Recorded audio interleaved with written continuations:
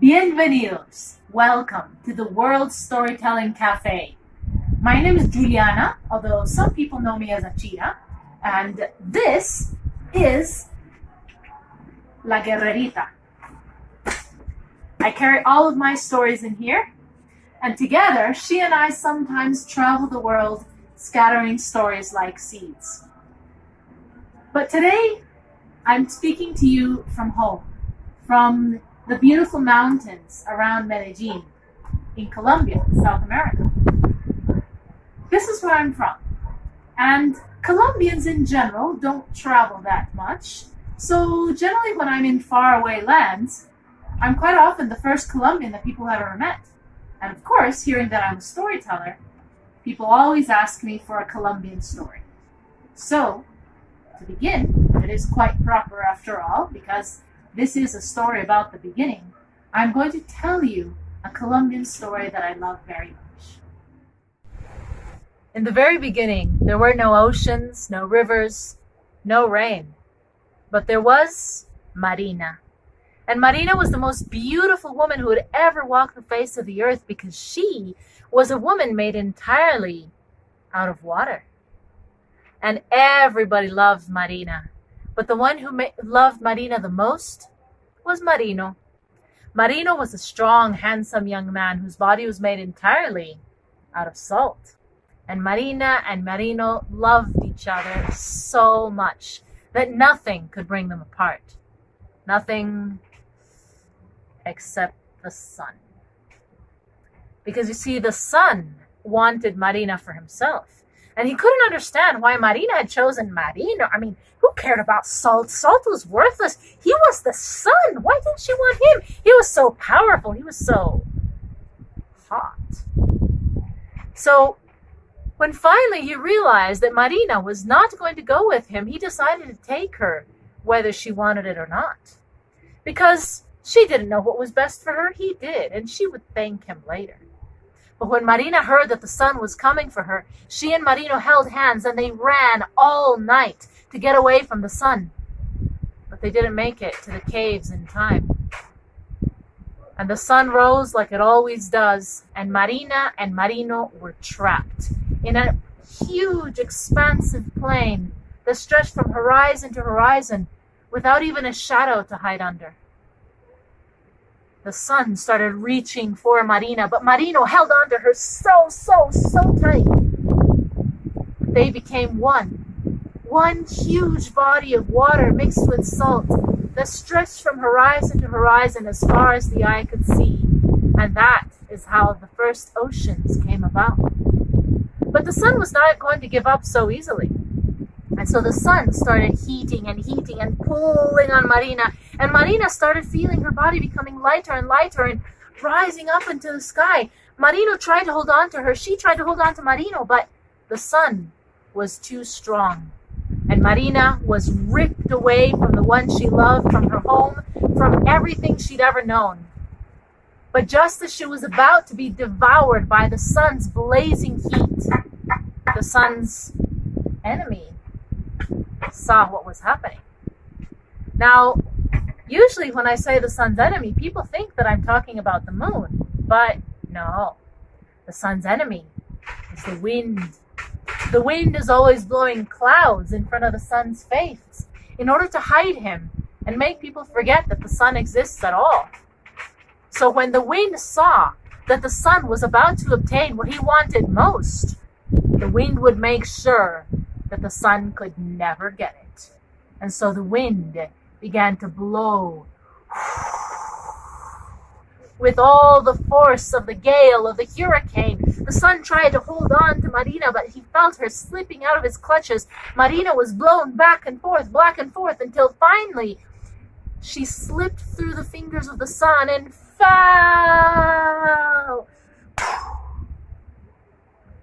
and was dashed to pieces against the rocks of the highest mountains. She was completely and utterly destroyed, and her body was broken into a million tiny droplets that scattered all over the earth.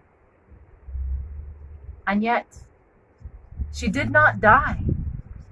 because Marina's love was so strong that every single little broken piece of her body started finding its way back home, sneaking through the cracks and crevices of the rocks, dropping from the highest cliffs, down, down, down, further and further, looking for its way to the sea.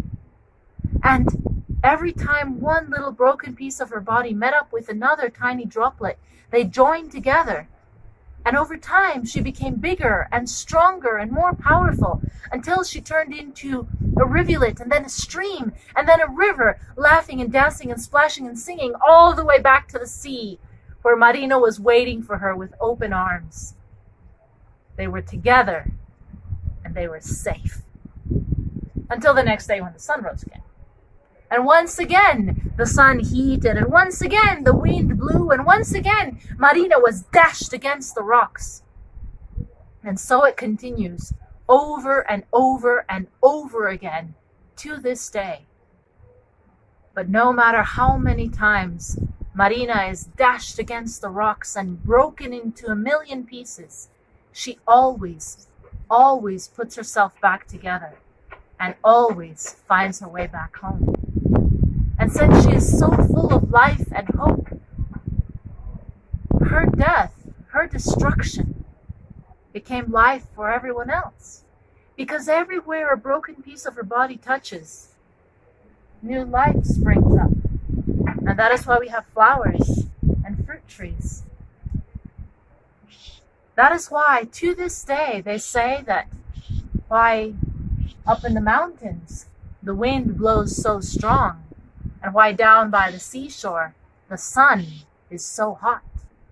That's also why they say, to this day, why you and me, the children of Marina and Marino, when we cry, whether it's out of sadness or joy, the tears that come from deep inside of us, they're a mixture, so that we will always remember that we are made of water, salt, and so much love. I just love that story. It's so full of ancient ancestral wisdom. And I was so happy to find it too, because it's so difficult to find true, authentic, traditional Colombian stories. Because when the Spaniards came, our stories were taken from us. And since then, in Colombia, we pretty much grew up on Greek myths and the Brothers Grimm. Now, this is a story that's told a lot in Colombia. Many different storytellers tell it all over the country. And I've heard conflicting sources. I know it was an indigenous tale, of course, but I heard some people say that it came from the Carib people on the Caribbean coast, and others say that it was from the Waju Nation on the desert peninsula to the north. So I asked my teacher, the director of my storytelling school, I heard the story originally from him, if he knew exactly where the story came from. And he said, oh yes, I wrote it. Because it was like, I wanted so badly for this to be an ancient story, you know, to have survived the passage of time and war. But I guess it's just as well. Because if your stories are taken from you, then go out and make your own. So I'm going to tell you a story about an encounter I had on one of my travels, long before I knew you could be a storyteller. But I've always loved stories. My family was Christian, so I grew up on stories of the Bible, you know, David and Goliath and all those magical tales from faraway lands. And so I've always been fascinated, absolutely fascinated with the land of Israel. Now, when I was 18, the opportunity came up for me to be able to go to Israel, actually, for a month and study Hebrew there. I had some savings, I took off. It was the first trip that I'd done out of my own initiative by myself. And I loved it. I absolutely fell in love with that country and decided that I wanted to go back, that I had to go back and volunteer and stay for an entire year. So just a few years later, I did. I had very little money, but I was volunteering at a place where everything was organized. But some very strange things happened on that trip. And eventually, for reasons that even I don't understand, I ended up being kicked out of the place I was volunteering at and found myself on the streets. But I couldn't go back to Colombia because my flight wasn't for another 2 months, and changing the date would cost a whole bunch of money that I did not have. And also, of course, I had the hope that somehow or other, sooner or later, things would resolve themselves at the place where I'd been and I would be able to return. But I couldn't just sit still and not do anything in the meantime. And besides, this was Israel, right? There's so much to see and do. So I decided to travel, to visit all those different places that I'd grown up hearing about. The only thing is, I did not have money. Because the money I did have, I had to save.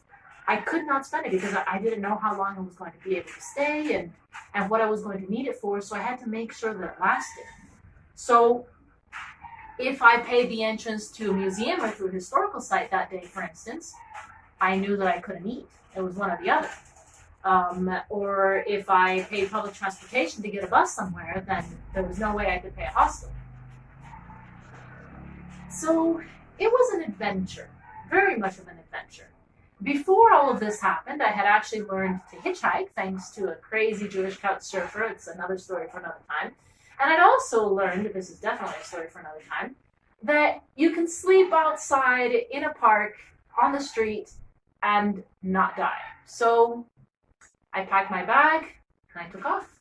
And I would stand by the side of the road with my hand out, and sooner or later, because that's the law of the road, somebody would always stop.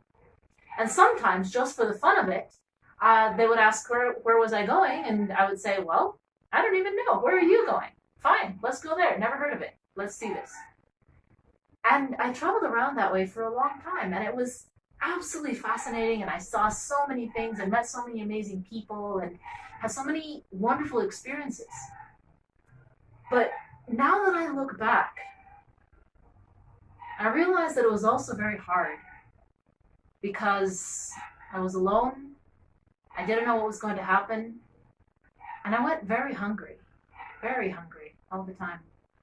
And I was in a lot of danger too, many times, especially as a woman sleeping on the streets. And I was always tired. I always had to sleep with one eye open, of course, and yeah, now I realize it was really hard. I remember one night I'd arrived in Haifa. Haifa is a city on the Mediterranean Sea, and I was wandering around with my heavy backpack. It had gotten late and I hadn't found a decent place to sleep. It was around 9 p.m. by then, and I didn't know where to go. I was kind of in the middle of there was nobody around, right? Finally, a little bit further down the road, I saw a woman with 2 young children waiting at the bus stop. So I went up to her to ask for a park or something around close by that I could hide behind a bush and get some rest. And I know this is going to sound strange. I'm not lesbian, but she was the most beautiful, absolutely gorgeous woman I have ever seen in my entire life.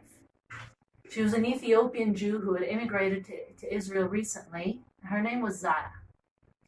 And she didn't speak any English. I spoke very broken Hebrew. So I did my best to explain the situation. Well, first of all, I asked if there was a park. And she said, why a park at this time of night? And so I did my best to explain the situation. And immediately she said, no. Come stay at my house. And I thought, I mean, there's an expression in Spanish which is que pena.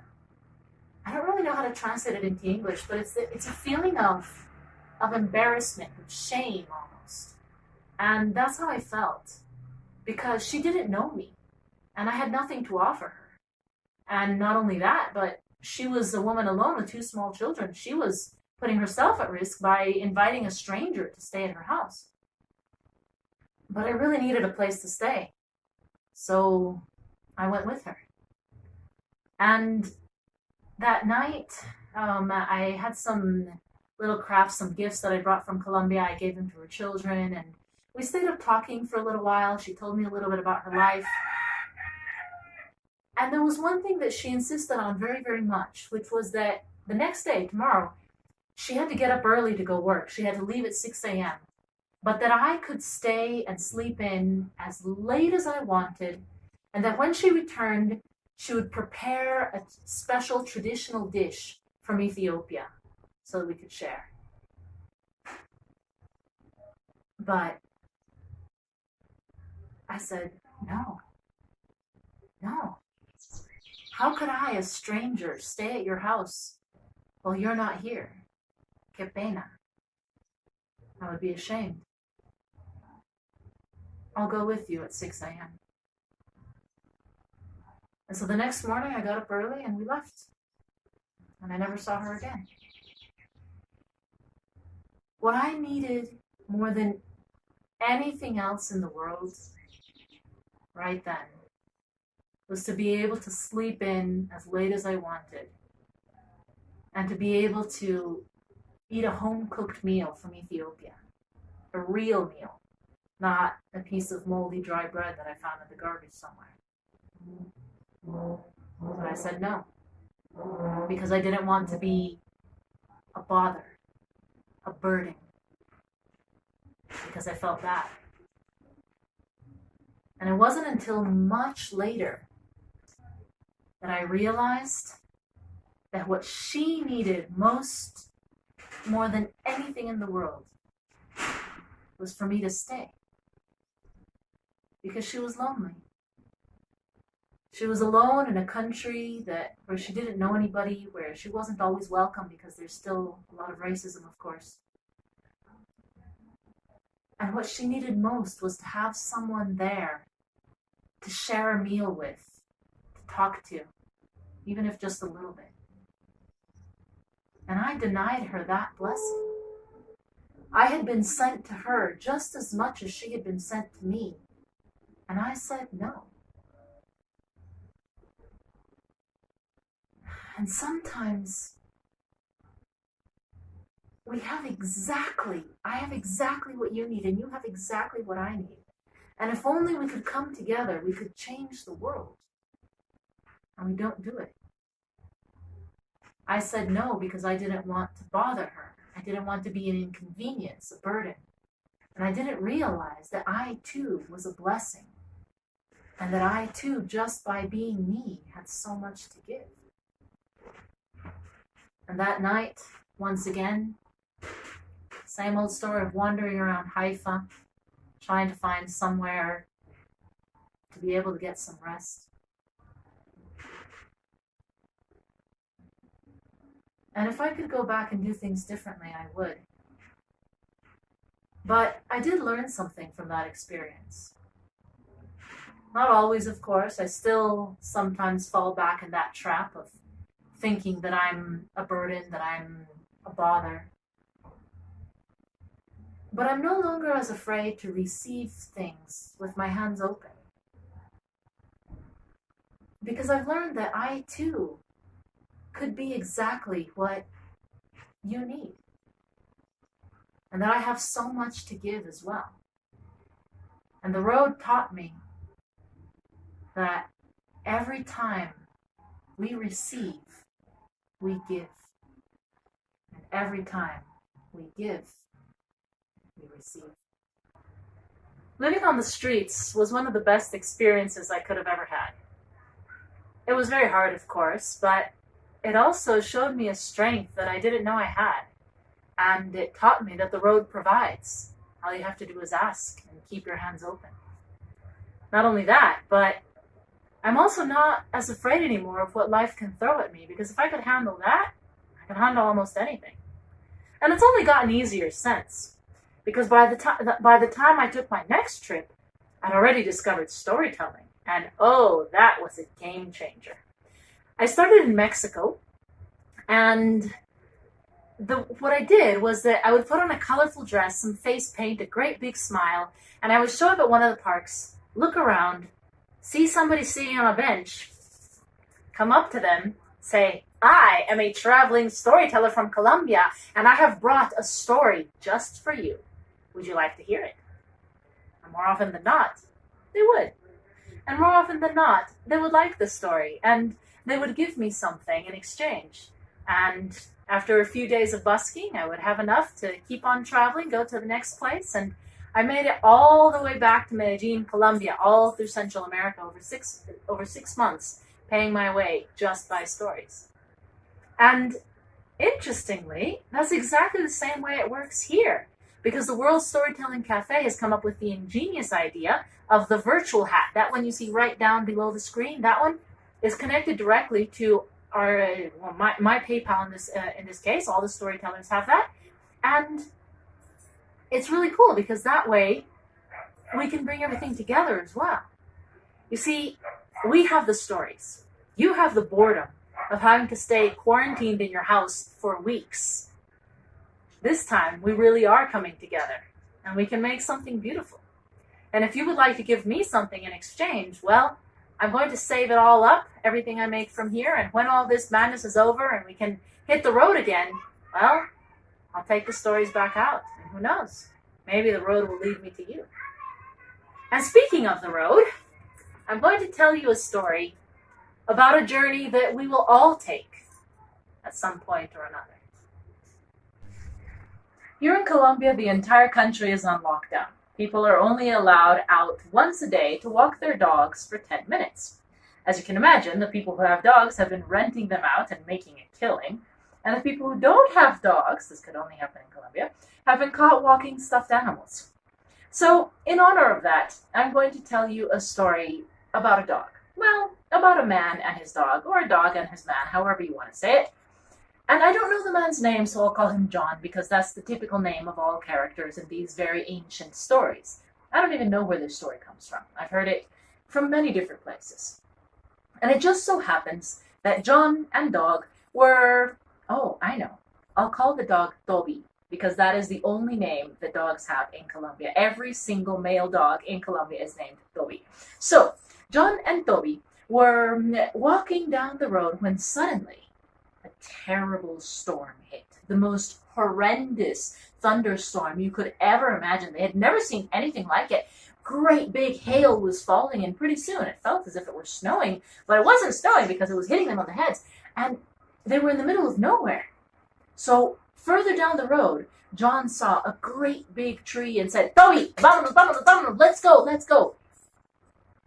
Now, for those of you who know anything about storms, that is a bad idea. Never, never hide under a tree in a thunderstorm. John, however, did not know that.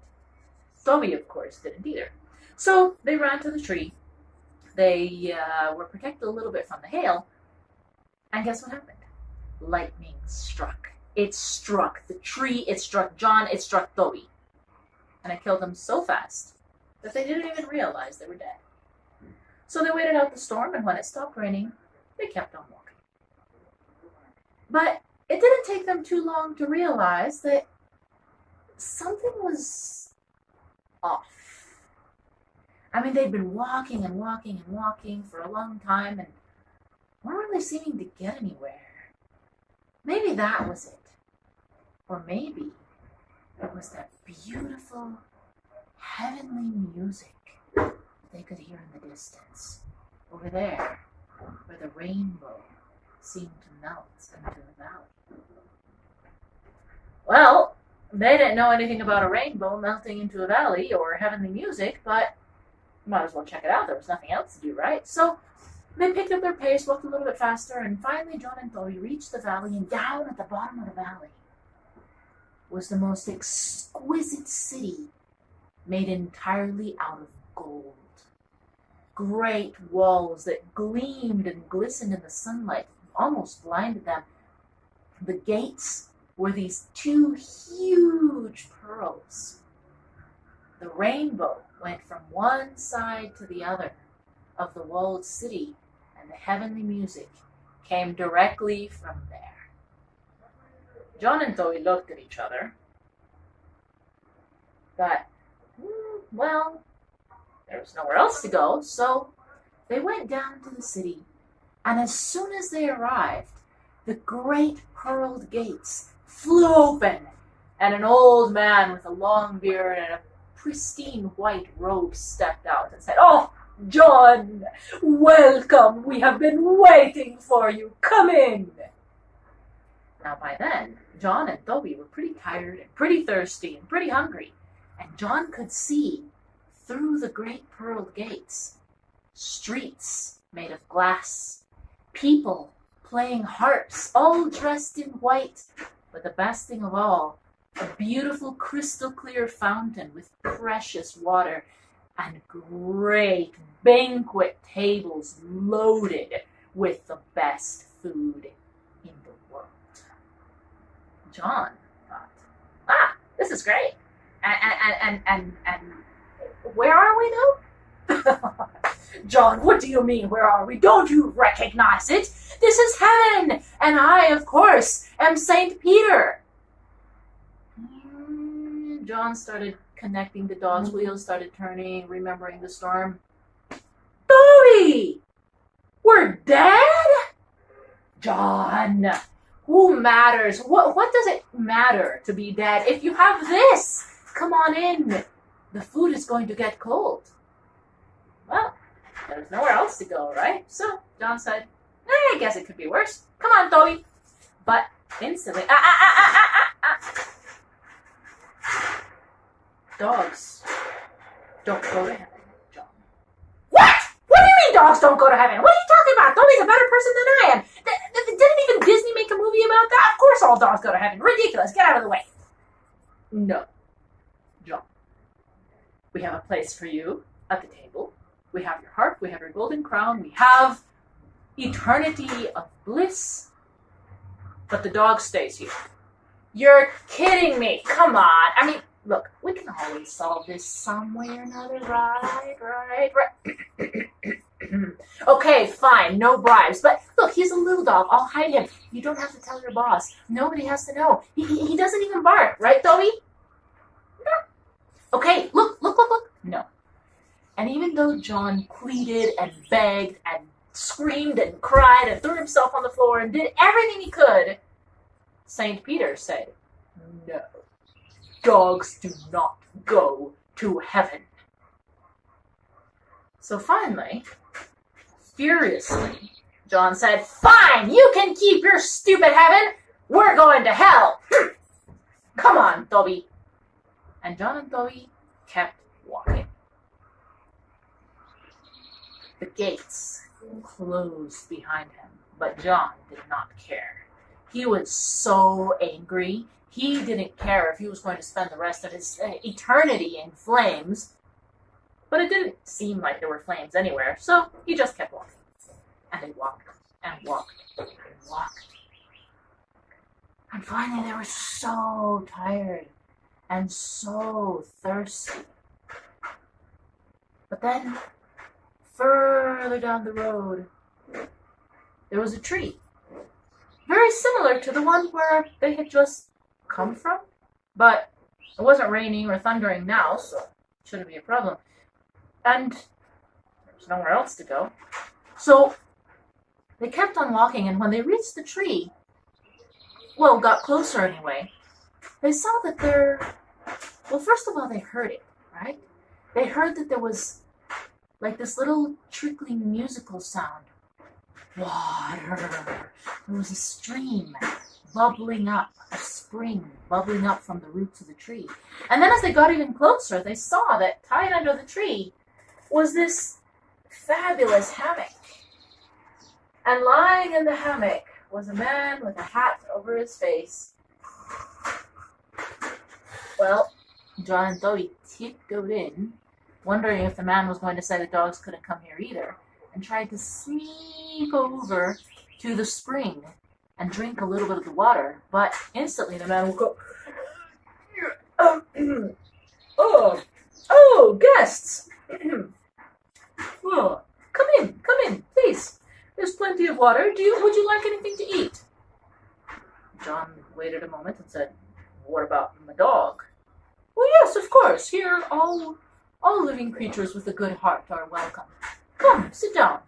And the man clapped his hands, and suddenly there appeared a picnic blanket with the most delicious foods you could imagine. Very simple, not all rich and fancy like back in the Golden City, but very, very delicious. And there was even a plate of dog biscuits.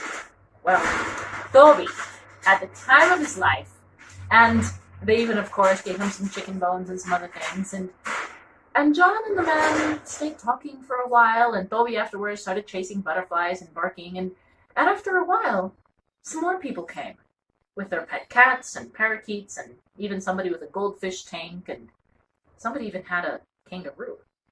And pretty soon, under the tree was full of people, and magically the picnic blanket always had enough for everyone.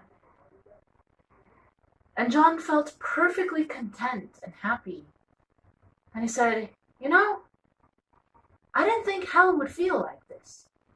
The man in the hammock just, "Hell? What are you talking about? This is heaven." "Huh? But I just came from, the golden city with the rainbow and the wings and stuff and the pearly gates and the..." "Oh, that! No. That's hell." "Huh? But St. Peter said..." "St. Pete. That's Satan, John. He just dresses up like that to deceive travelers." "Oh, so you mean if I had gone in, all the gold, all the food, all the water would have disappeared. You would have found yourself in torment, in flames, in torture, forever." "Oh, well, that's a good thing I didn't go in then. But that's dangerous. I mean, somebody should stop them, because people are going to go there thinking it's heaven and get trapped. What a terrible mistake." The man just smiled kindly at John. "No, John, no mistake. No mistake at all. Because the only people who enter that place are the ones who are willing to leave their friends behind."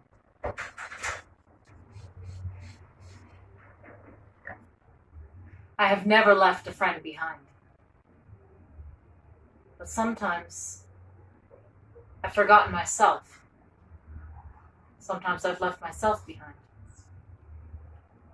And honestly, that's kind of what I'm doing now.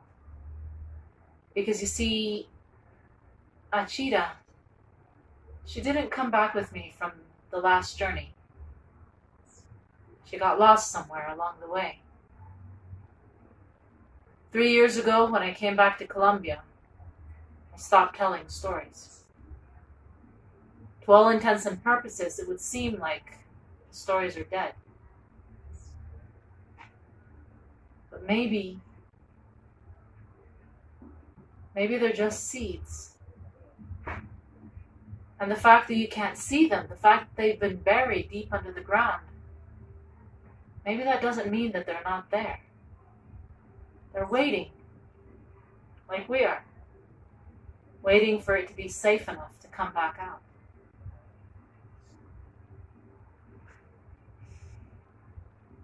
I'm telling you this because stories must always, always be honest. It feels strange to tell stories. My heart isn't in them like it was on the road. But one of the great storytellers that I met along the way, Shona Lee of the Drutsila tradition, she's here at the World Storytelling Cafe as well. She taught me that it is our responsibility as storytellers to hold the stories, but it is your responsibility as listener to ask for them. And so when John Rowe called me up out of the blue after years of not speaking and told me that he had this amazing project called the World Storytelling Cafe and would I please share some stories, Achita was called upon.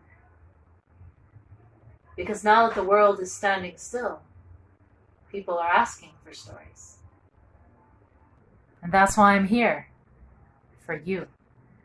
Yes, you. You who are listening to me right now. You are the reason I'm here. Because you asked for a story. I can't see you. I don't know your name. I don't know what you need to hear right now. But I am here. I'm going to tell you a story that, in a way, hurts to tell right now. Because we always have less time than we think. But sometimes we need to be reminded.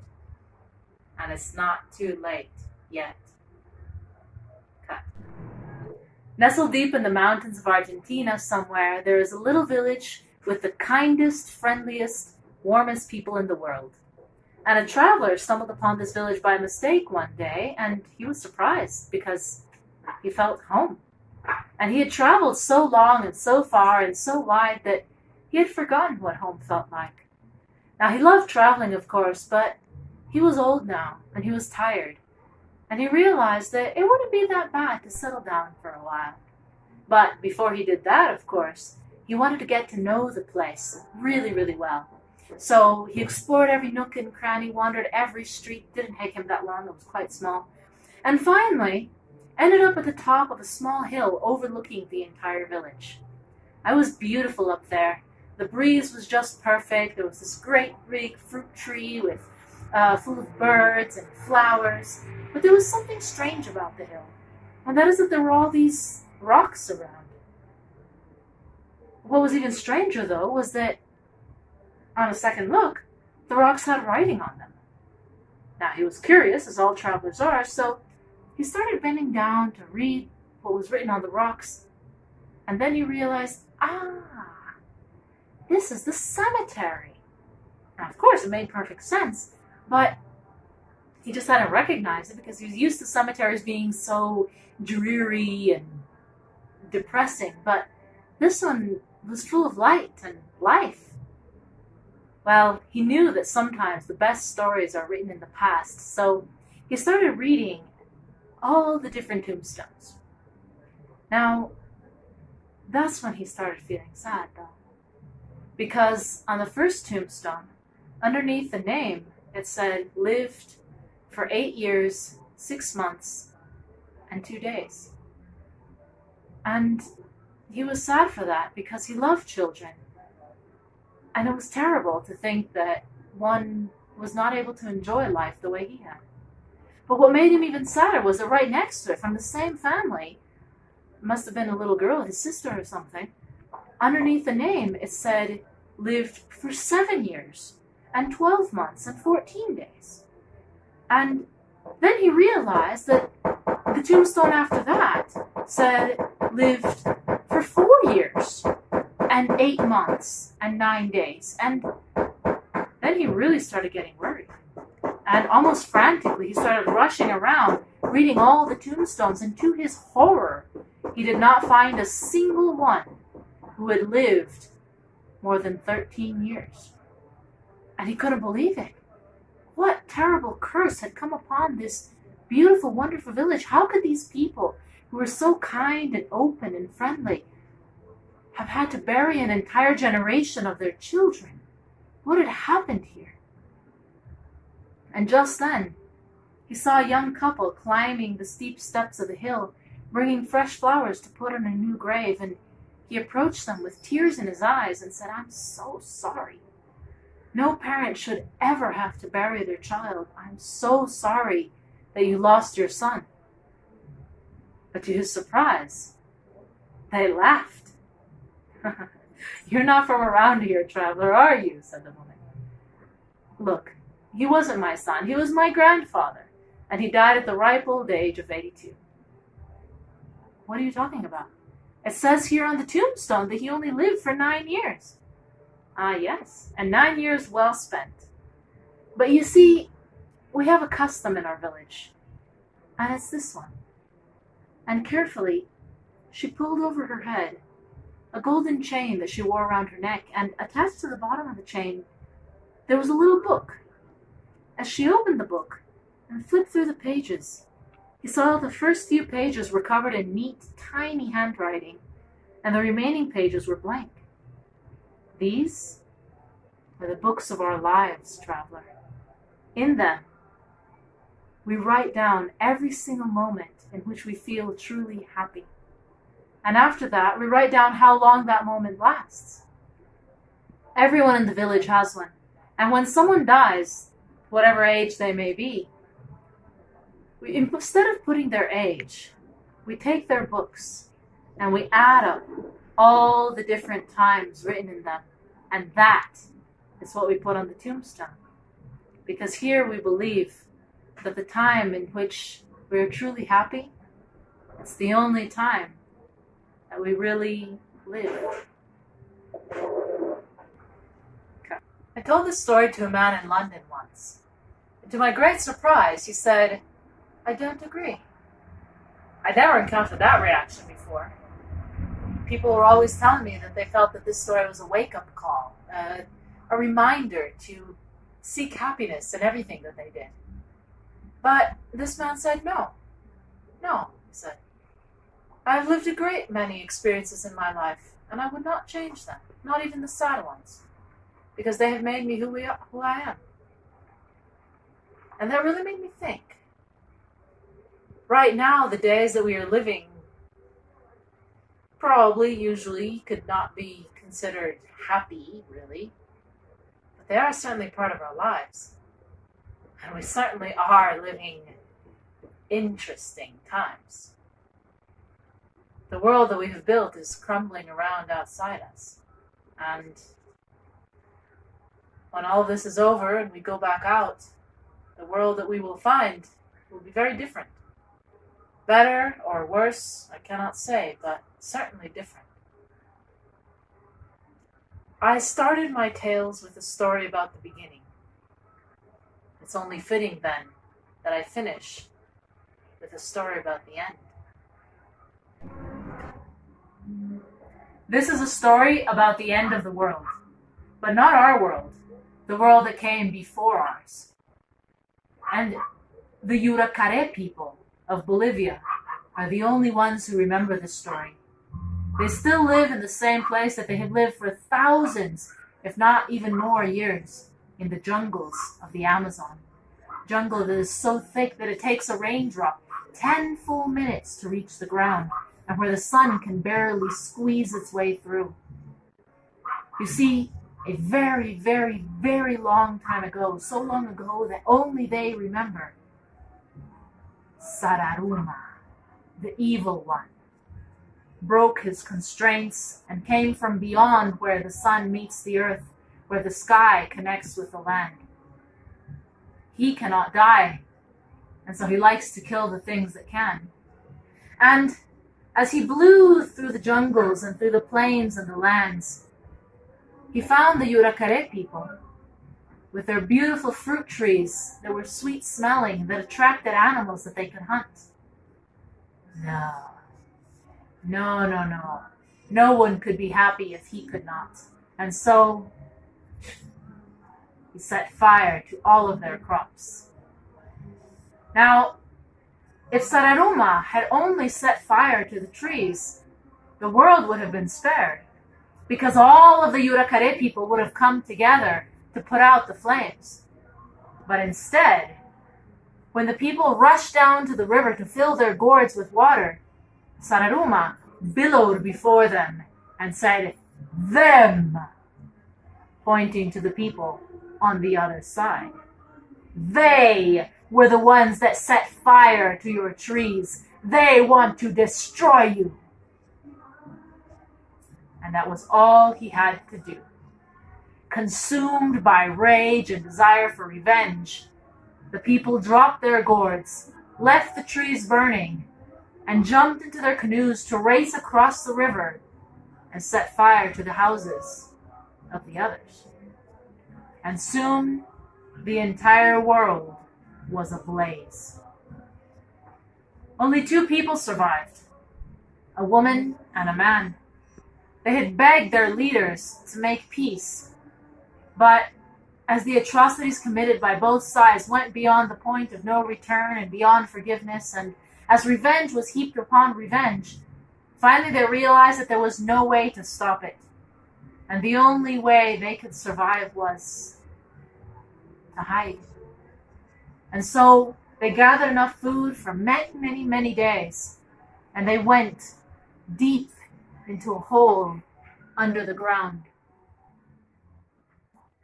From the darkness of their hole, the man and woman could see the flames licking the night sky, hear the cries of the dying, and smell the acrid scent of smoke. And they waited. There's nothing heavier than the waiting, is there? You want to be out there doing something, fighting. But the only way to survive the end of the world is to sit still. And the waiting nearly drove them mad, because the hole they were in was small and cramped and dark. They had no other company than each other and their own fears. But they stayed. And finally, after many days, all was silent. Eagerly, the man crawled his way to the surface, but even though he yearned for the freedom of fresh air, he was careful because he was smart. And so, first he stretched out a twig. Instantly, the twig burst into flames. It is too soon. And so he crawled back into the hole to wait again. The next day, his wife tried, but once again, the twig smoldered. 8 more days they tried, until finally, on the 10th day, the twig did not burn or smolder. And carefully, they clawed their way to the surface, blinking their eyes in the sunlight, and stepped out into the world.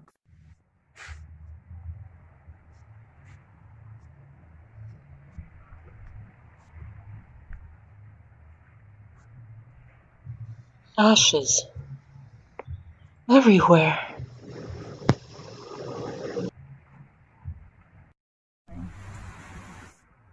Suddenly, Sararuma swirled around them. The entire world is destroyed. Now, you too will die. No, we will plant. It will rain. We will have children. Things will change. And we will start again.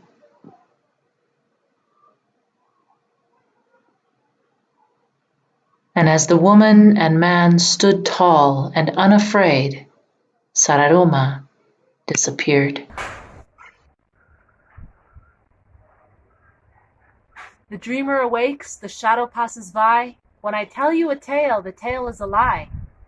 But listen closely, brave maiden, kind youth. The tale is a lie, but what it tells is the truth. Thank you for listening to my stories. Now go out and live your own. People, wherever you are, thank you for listening to that last storyteller. What an amazing performance. And if you enjoyed it, the hat looked just below the story. If you're on the website, and I do encourage you to go to the website, and you can put a little in the hat. If you're in Texas, I've got a Texas hat. Yeah, I've got this in Kerrville. You could drop $1 in, or $2. If you're in England, you can drop £1 in, or more. If you're in Canada, well, you could drop a few dollars in. And maybe if you're right up north, in Lapland, you could drop a few kroner in, or maybe €1 or 2. It will be much appreciated.